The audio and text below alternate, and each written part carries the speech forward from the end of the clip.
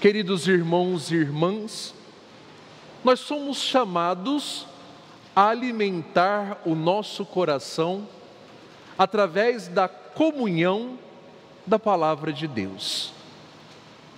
Podermos meditar, rezar a Palavra de Deus é a oportunidade de nos encontrarmos face a face com a pessoa de Jesus, que vem exatamente nos instruir para que possamos nos manter no caminho, para que possamos nos manter na companhia de nosso Senhor. Hoje nós somos chamados a dar continuidade à nossa reflexão sobre a carta de São Paulo à comunidade de Éfeso.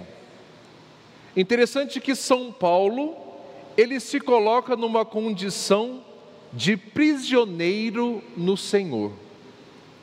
A partir da liberdade que se adquire por se colocar diante de Deus e com Ele fazer comunhão, fazendo uso desta liberdade, São Paulo percebe a sua incapacidade de viver, de caminhar, se não for unido a Jesus Cristo.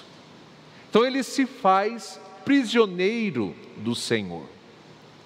Também podemos entender que ele se encontra também no cárcere por conta do Evangelho. Por conta de levar esta mensagem libertadora, que é a palavra de Deus, ele então é perseguido e preso, assim como muitos cristãos naquela época. Isso para nós entendermos sobre a necessidade de estarmos dispostos a fazer o que for necessário para poder tornar o Evangelho uma realidade presente, uma realidade viva na vida de todos os irmãos. O princípio primeiro do texto que nós ouvimos hoje é a humildade. A pessoa adquire o dom da humildade à medida em que ela toma consciência de quem ela é. Quando tomamos consciência da nossa limitação enquanto criaturas, aí também percebemos a nossa total necessidade, a nossa dependência de Deus. Nós precisamos de Deus para viver. Nós precisamos de Deus para alcançarmos a plenitude da nossa vida. Nós precisamos de Deus para sermos felizes.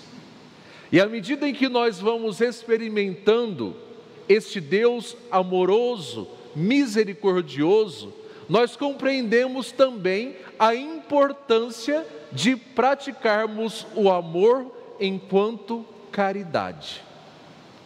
Se nós temos ciência de que Deus nos ama infinitamente, ainda que não mereçamos, então nós descobrimos também a importância de amar os nossos irmãos, porque desta experiência se faz também brotar uma vivência no Senhor.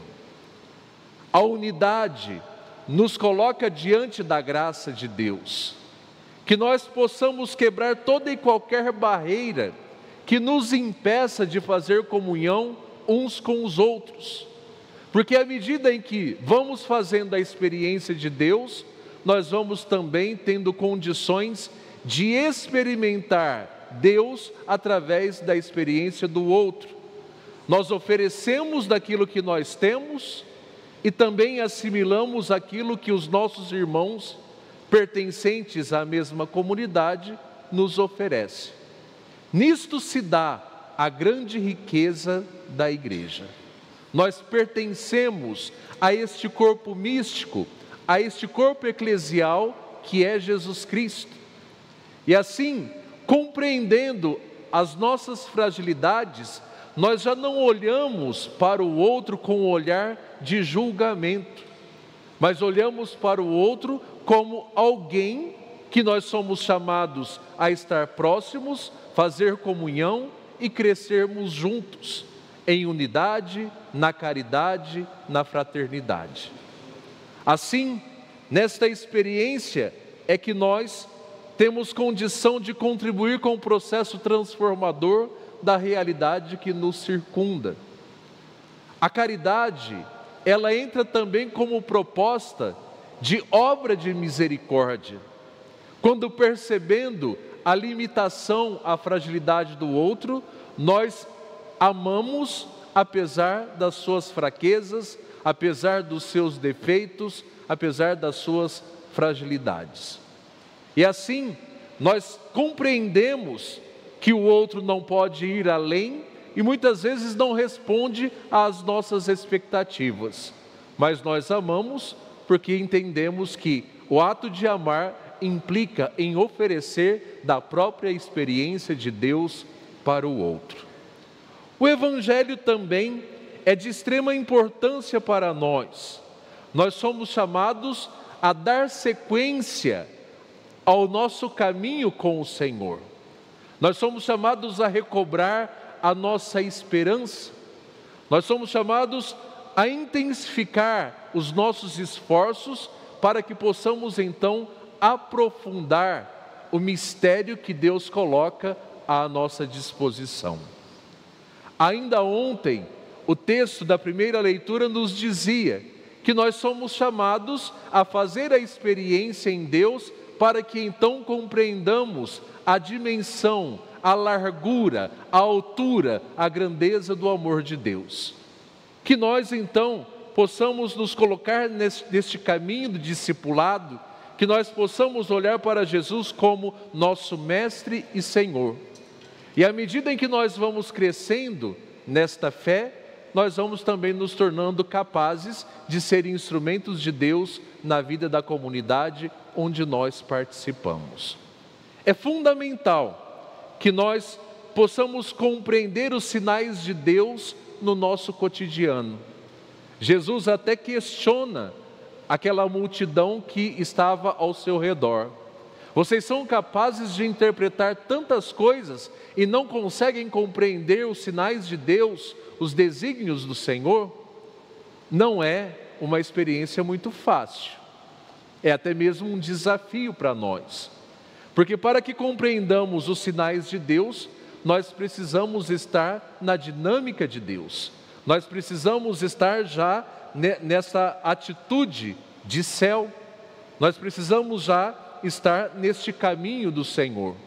Precisamos transcender a realidade terrena para que possamos ler os acontecimentos da mesma forma com que Deus o vê.